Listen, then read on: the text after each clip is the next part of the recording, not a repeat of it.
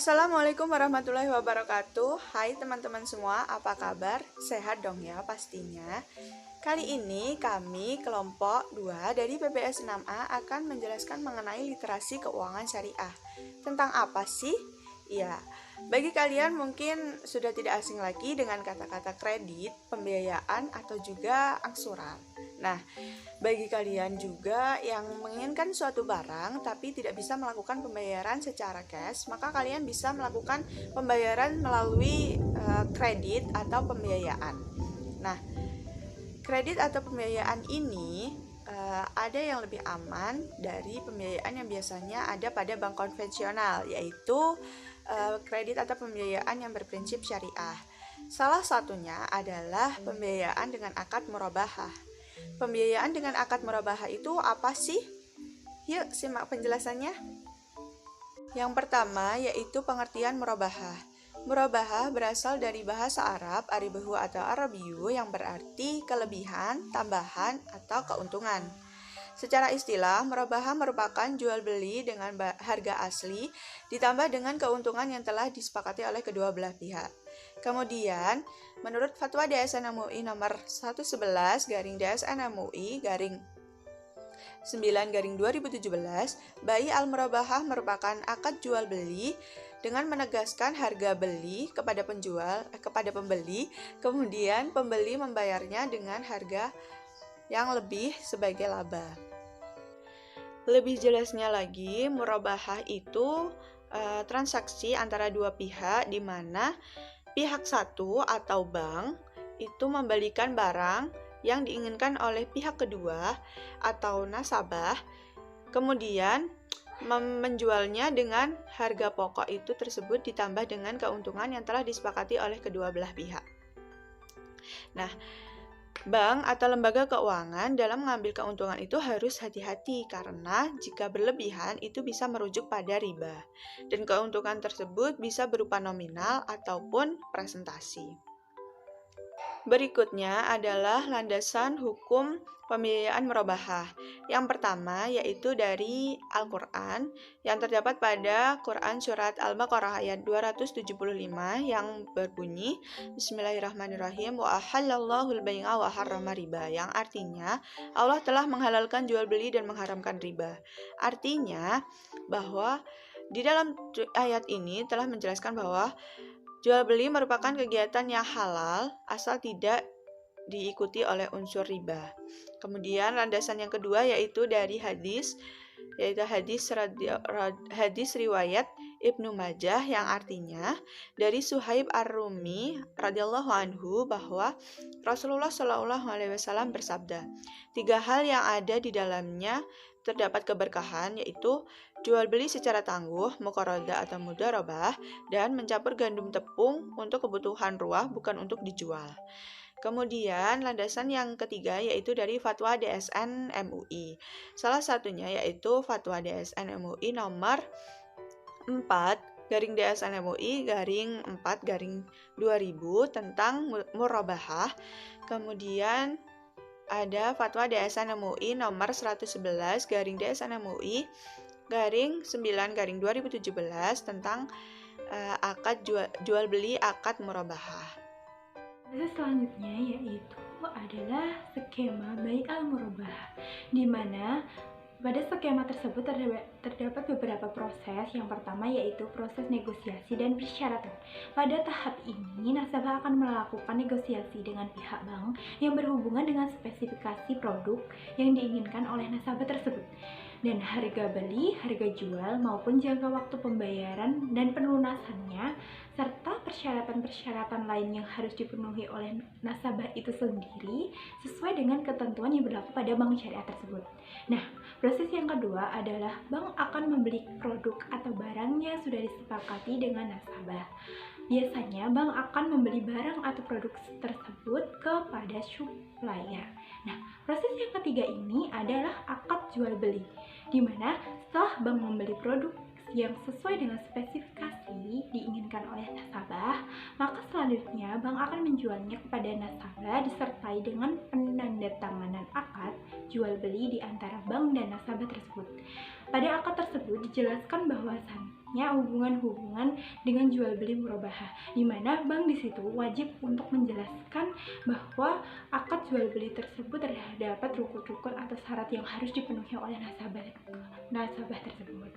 Nah, proses selanjutnya yaitu akan ada supplier yang mengirimkan produk atau barang yang telah dibeli oleh bank ke alamat nasabah sesuai dengan akad perjanjian yang telah disepakati antara bank dan nasabah.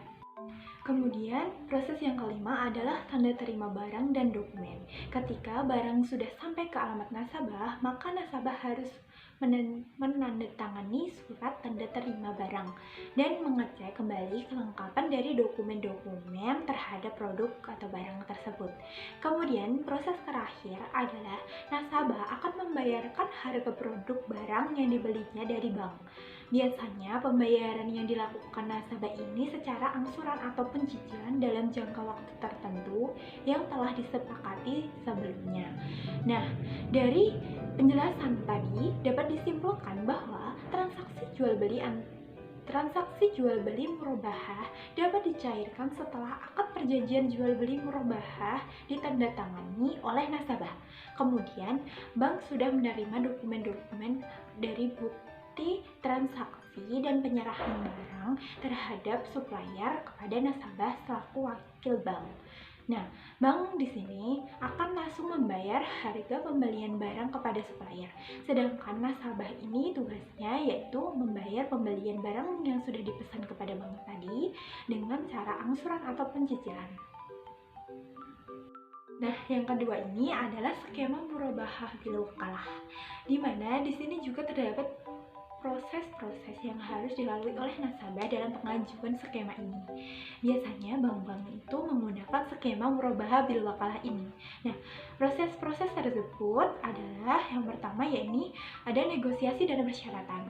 Seperti skema bai al murabahah, nasabah akan mengajukan pembiayaan murabahah bil wakalah kepada bank dengan membawa persyaratan-persyaratan sesuai dengan ketentuan di bank tersebut. Kemudian yang kedua prosesnya yakni bank akan mewakilkan pembelian barang atau produk tersebut kepada nasabahnya. Nah, yang proses ketiga, nasabah akan membeli barang dari supplier atas nama bank.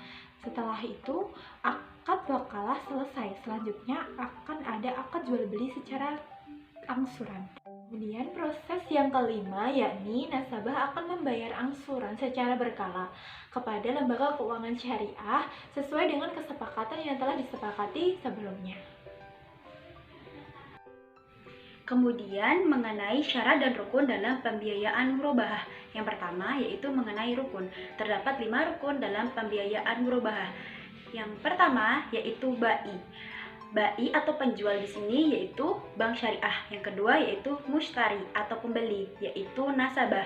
Yang ketiga yaitu mabi, yaitu barang yang diperjualbelikan. Yang keempat yaitu saman, harga jual dari barang yang diperjualbelikan. Yang terakhir yaitu ijab dan qabul, yaitu suatu akad, yaitu akad murabahah. Berikutnya yaitu mengenai syarat-syarat pembiayaan murabahah. Terdapat beberapa syarat-syarat, di antaranya yang pertama yaitu mengenai pihak yang berakad, yakni cakap hukum, yang kemudian sukarela atau ridho, tidak dalam keadaan terpaksa atau di bawah tekanan. Berikutnya yaitu mengenai objek yang diperjualbelikan. Yang pertama, barang yang diperjualbelikan dalam pembiayaan murabahah yaitu tidak barang yang haram. Yang kedua, bermanfaat. Yang ketiga yaitu berwujud. Dan yang keempat yakni barang tersebut sepenuhnya milik dari penjual. Kemudian mengenai akad, yaitu akad harus jelas dan disebutkan secara spesifikasi dengan siapa dia berakad. Yang kedua, di antara ijab dan qabul dijelaskan spesifikasi barang dan harga.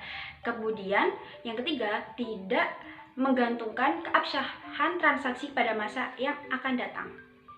Kemudian berikutnya yaitu mengenai syarat dari harga. Yang pertama, harga jual itu adalah harga beli ditambah dengan keuntungan. Yang kedua, harga tidak boleh berubah selama perjanjian. Yang ketiga, sistem pembayaran ini dapat dilakukan secara berangsur atau saat itu juga.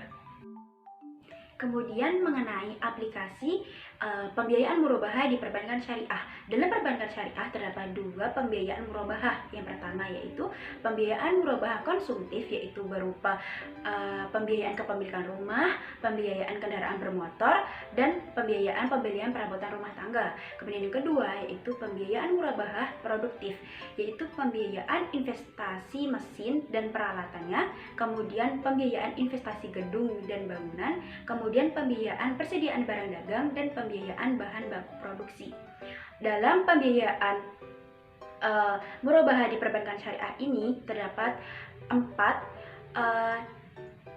jenis pembiayaan, yang dimana pembiayaan pertama yaitu pembiayaan mikro, di mana pembiayaan mikro ini diperuntukkan bagi nasabah yang penghasilannya kurang dari 300 juta. Yang kedua yaitu pembiayaan kecil, yakni diperuntukkan bagi nasabah yang penghasilannya lebih dari 300 juta.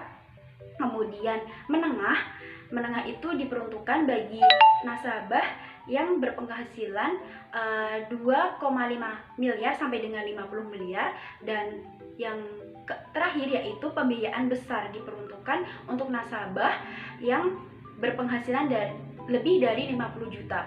Di mana nasabah dalam pembiayaan murabahah ini bukan hanya nasabah perorangan, namun juga bisa dalam pembiayaan untuk diperuntukkan kepada badan usaha atau badan hukum. Kemudian dalam pembiayaan murabahah di perbankan syariah ini terdapat beberapa jenis jaminan. Yang pertama bisa berupa jaminan tunai, yaitu bisa berupa tabungan ataupun giro. Kemudian kedua yaitu logam mulia. Yang berikutnya yaitu sertifikat bangunan, bisa juga dengan alat-alat berat. Kemudian pesawat atau kendaraan seperti pesawat terbang atau kapal, namun minimal 20 tingginya itu minimal 20 meter. Kemudian bisa juga menggunakan kendaraan bermotor. Namun biasanya dalam pembiayaan murabahah di perbankan syariah ini nasabah menggunakan kendaraan bermotor atau sertifikat itu biasanya digunakan untuk nasabah dengan standar mikro. Setelah itu, dalam pembiayaan murabahah di perbankan syariah ini seperti yang sudah dijelaskan sebelumnya, yaitu menggunakan akad murabahah murni ataupun akad murabahah bil wakalah, di mana akad murabahah murni itu melibatkan 3 pihak.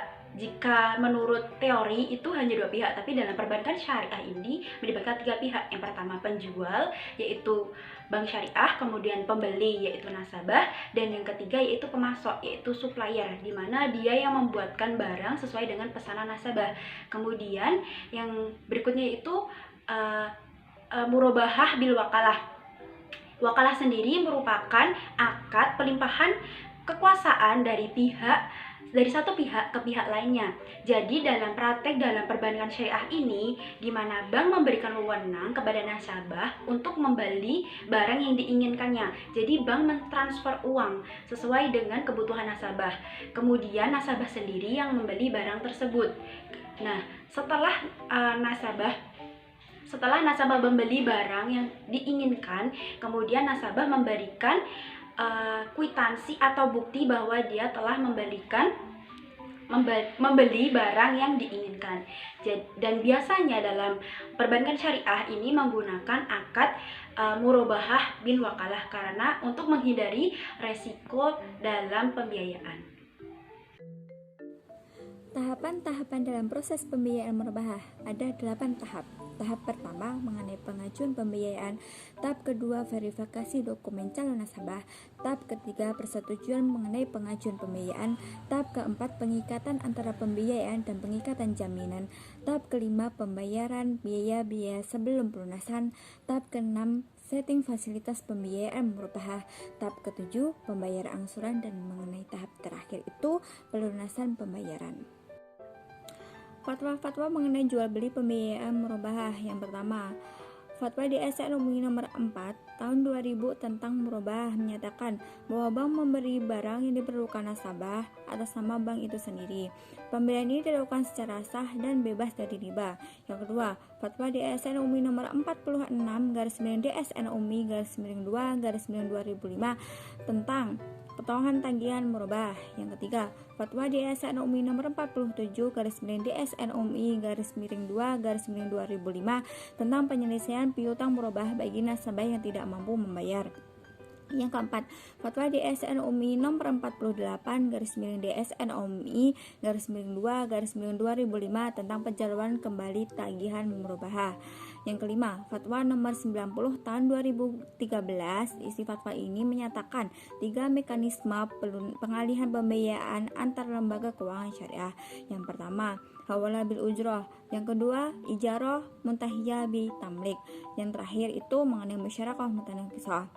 Yang ke-6, Fatwa nomor 110 DSN UMI/9/2017 tentang akad jual beli. Yang ke-7, Fatwa nomor 111 DSN UMI/99/2017 mengenai tentang akad jual beli murabahah.